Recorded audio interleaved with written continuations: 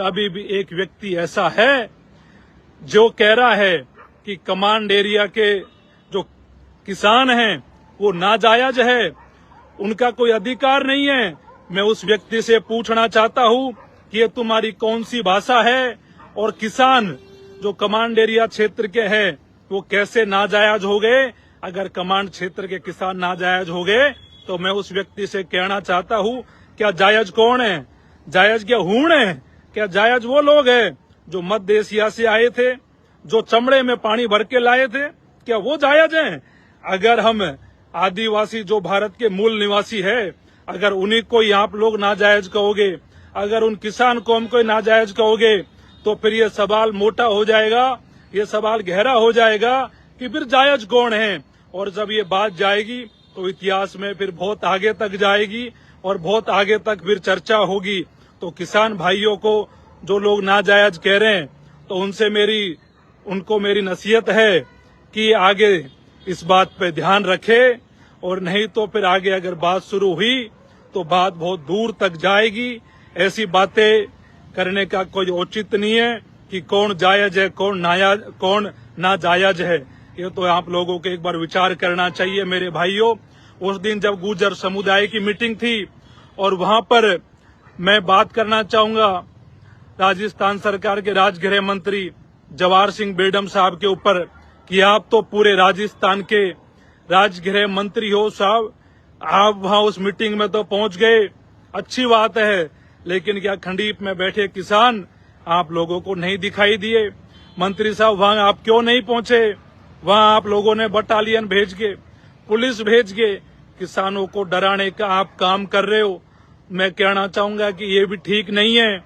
और आज का जो फैसला हुआ है, कहीं ना कहीं वो फैसला किसानों को निराश करने वाला है, 36 कौम को निराश करने वाला है। आप लोगों ने अपनी हठधर्मिता पे सवार होके आज कमांड एरिया के किसानों को निराश किया है। और आज हमारी इस मीटिंग की अध्यक्षता कर रहे हैं देवी सिंह पटेल जी ने वहां आपसे निवेदन किया और उन्होंने फैसला सुनाया है कि अब जो ये संघर्ष है, जो तलवारें खिंच चुकी है, ये लड़ाई हमारी उस राजस्थान भजनलाल सरकार से भी है जिनके कानों तक हमारी आवाज नहीं पहुंच रही। और भजनलाल जी से मैं कह देना चाहता हूं कि भजनलाल जी, आपको अगर कोई गलतफहमी है कि किसान कमजोर है, आपको यह है कि किसानों को लड़ा के आपको फायदा हो जाएगा, तो इस बात को आप भूल जाइए। आप इस बात को बिल्कुल दिमाग से निकाल दीजिए। किसान कोई कमजोर कौम नहीं है। और आपको अब आगे देखने को मिलेगा कि हमारा कमांड एरिया का किसान कितना मजबूत है, कितनी ताकत से आपकी सरकार से लड़ने का काम करेगा। और आगे का जो संघर्ष है, जो भी हमारी इस कमांड एरिया की जो कमेटी है, वो जो भी इस मामले में तय करेगी, हम उनके साथ खड़े होके कंधे से कंधा मिलाकर इस लड़ाई को लड़ने का काम करेंगे। हर हाल में किसानों के खेतों में पानी पहुंचना चाहिए, किसानों के चेहरों पर खुशियां लौटनी चाहिए। और मेरे भाइयों, जो आज जो शांति प्रस्ताव को ठुकरा के जो गुर्जर समुदाय ने निर्णय लिया है, मैं ये कहूंगा कि आपका समाज, दोनों समाज 20 साल पीछे चले गए और अब ये खाई 20 साल तक ना तो राजनीतिक रूप से भरने वाली है, ना सामाजिक रूप से भरने वाली है। और मैं लगातार कह रहा था कि बीजेपी के इशारे पर आपके वहां बैठे कुछ लोग, चाहे बीजेपी के टिकट मांगने की महत्वाकांक्षा रखते हो करौली से, चाहे खुद को स्व घोषित जर्नल बताने की बात करने वाले लोग हो, चाहे और भी कई लोग हो जो पर्दे के पीछे से बीजेपी सरकार का काम करके, और जो मीणा गुर्जरों का भाईचारा सचिन पायलट साहब ने बनाया था, उसे खराब करने का जो काम लगातार किया जा रहा था, वो लोग अब सफल हो गए। उनको बधाई देता हूं मैं कि तुम लोगों ने खूब भूमिका निभाई और आज दोनों समाजों में वो तलवार खिंचवा दी, दोनों समाजों को अपने लड़ाने के लिए अब खड़ा कर दिया है। तो मेरे भाइयों, इसके परिणाम आने वाली पीढ़ियों को भुगतने पड़ेंगे। और मैं ये कहना चाहता हूं कि हमारा मीणा समाज, किसान कौम कोई कमजोर कौम नहीं है, पूरी मजबूती के साथ में इस पानी की लड़ाइयों को लड़ने का काम करेंगे। और ये कमांड एरिया के लोगों ने कोई चूड़ियां नहीं पहन रखी है हाथों में, जो आप ये समझो कि हमने शांति प्रस्ताव ठुकरा दिया तो हम तो ठाकुर बन गए।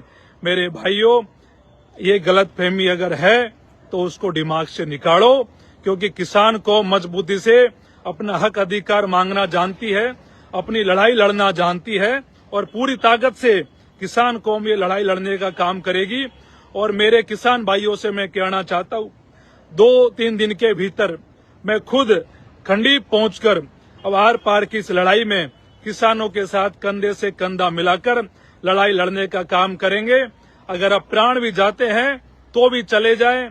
अगर जब समाज का मान सम्मान और स्वाभिमान दांव पे लगा है तो समाज का ये छोटा सा व्यक्ति मनोज मीणा अपने प्राण भी समाज के लिए न्यौछावर कर देगा तो भी कोई फर्क नहीं पड़ेगा।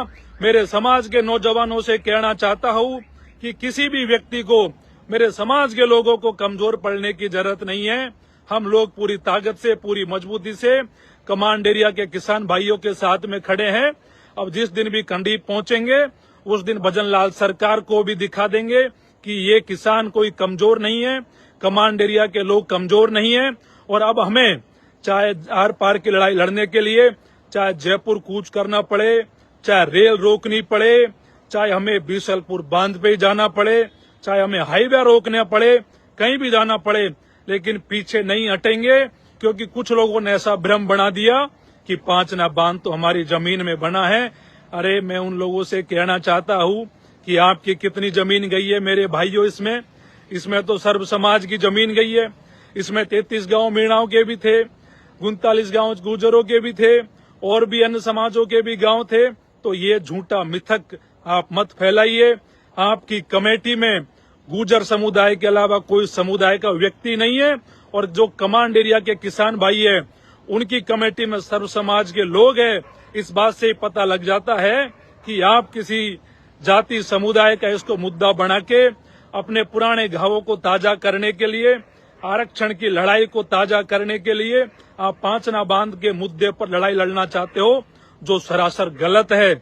और इसके परिणाम आपको दूरगामी देखने को मिलेंगे।